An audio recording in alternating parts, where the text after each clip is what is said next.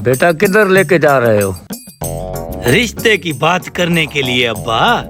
आओ अब्बा आओ, अपना ही घर समझो।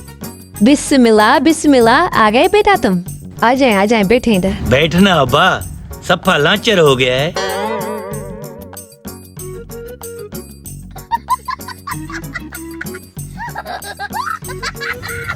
अब्बा, यहाँ मेरा रिश्ता करने आए हैं। लड़की ये है क्या? ये उसकी अम्मी है। लड़की इधर है, इधर। इसको देख, इधर क्या देख रहा है? बहुत अच्छी है ना अब्बा? ये भी बहुत प्यारी है। अब्बा, अपनी कुंडी मत चला। यहाँ मेरे रिश्ते की बात करने आए हैं। शहजादी देख, सफा सड़ी हुई। आपके घर में और कोई नहीं? नहीं, मैं हूँ और मेरी बेटी है। ये पैदा हुई थी जब 1 साल की हुई तो मेरे शौहर का इंतकाल हो गया। मैं भी जवानी में रंडवा हो गया। बच्चों को छोड़ो, हम आपस में शादी करते हैं। अब्बा, कुरान पूजैया क्या कर रहे हो? बस कर छोरा।